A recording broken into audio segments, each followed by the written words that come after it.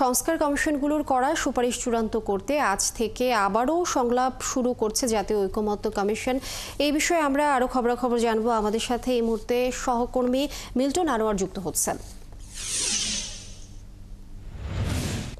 Milton Anwar, আমরা যতদূর জানি যে বিকালে ঐকমত্য কমিশনের আনুষ্ঠানিক সংলাপ শুরু হবার কথা, সকালে কি সেখানে আনুষ্ঠানিকতা আছে কিনা সে বিষয়ে বিস্তারিত জানবেন।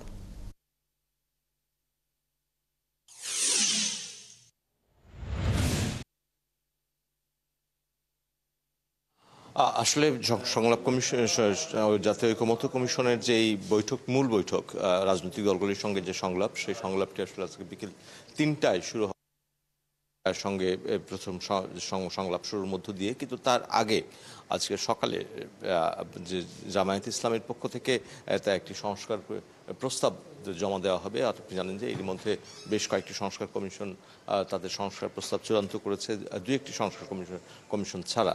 এবং যেই সংস্কার কমিশনগুলো তাদের ফলাফল চূড়ান্ত করেছে, সেই সংস্কার প্রস্তাবগুলোর পক্ষে মধ্য দিয়ে কিন্তু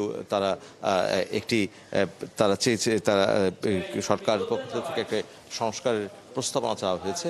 তো সেই সংস্কারের প্রস্তাবনার মধ্যে থেকে জামায়াত ইসলামী আজকে তাদের যে সংস্কারের প্রস্তাবনা সেটি জমা দেবে। এর মধ্যে আমরা দেখছি জামায়াতের যিনি নায়েবে আমির মিয়া গোলাম পরোয়ার, তার নেতৃত্বে একটি প্রতিনিধি দল তারা এসেছে। তারা তাদের একটি লিখিত সংস্কার প্রস্তাব যেখানে জমা দেবেন।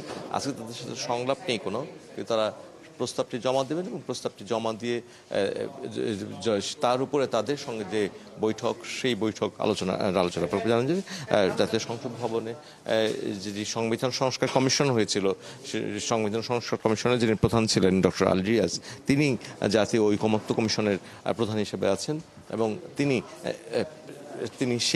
তার কাছে আজকে এই প্রস্তাবনা জমা দেওয়া হচ্ছে এবং সংবিধান আর এই প্রস্তাবনা জমা দেওয়ার পরে বিকেলে মূল যে সংলাপের রাজনৈতিক দলগুলোর সঙ্গে সংস্কার নিয়ে, সেই মূল সংলাপটি মূলত বিকেলে হবে এবং সেই বিকেলে মূল সংলাপটিতে আজকের প্রথম এলডিপি সঙ্গে এই সংলাপ শুরু হবে। এবং আমরা দেখছি যে জামায়াতের যারা প্রতিনিধি দল মিয়া গোলাম পরোয়ারের নেতৃত্বে তারা তাদের যেই সংস্কার প্রস্তাব, সেই প্রস্তাবটি তারা নিয়ে এসেছে এবং সেই প্রস্তাবটি তারা তাদের যে লিখিত প্রস্তাব, সেই লিখিত প্রস্তাব তারা সেখানে হস্তান্তর করবেন এবং সেই আমি যদি লিখিত প্রস্তাবের উপরে তাদের সঙ্গে যে সংলাপ, সেই সংলাপে তারা তা নিয়ে আলোচনা করবেন। Individually one to one exchange of views প্রয়োজন হতে পারে, দলে দলে আলোচনা হতে পারে। We are always ready to give all kinds of cooperation to you.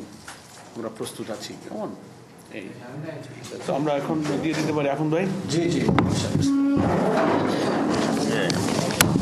এটা একটু রিসিভ করবেন। এটা হচ্ছে সুবিধা। জি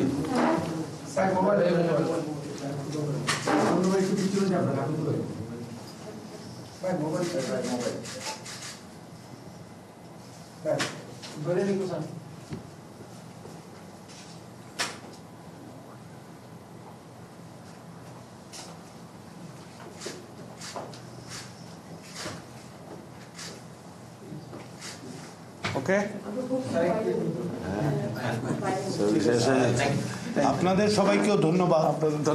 এই সুযোগে আমি গণমাধ্যমের সকলকে আন্তরিকভাবে ধন্যবাদ জানাতে চাই একটা কারণে। এই সংস্কার কমিশনগুলো কাজ করার সময় আপনারা যে সহযোগিতা করেছেন, বিশেষ করে আমি সংবিধান সংস্কার কমিশনের দায়িত্ব পালনের সময় আপনাদের যে সহযোগিতা পেয়েছি, এ পর্যন্ত জাতীয় ঐকমত্য কমিশনের কাজে আপনারা যে সহযোগিতা করেছেন, সেজন্য আপনাদের আন্তরিক ধন্যবাদ এবং আমরা আশা করি সেই সহযোগিতা এবং সাহায্য অব্যাহত থাকবে। জি, ভালো শুক্রিয়া। আমরাও ধন্যবাদ জানাই।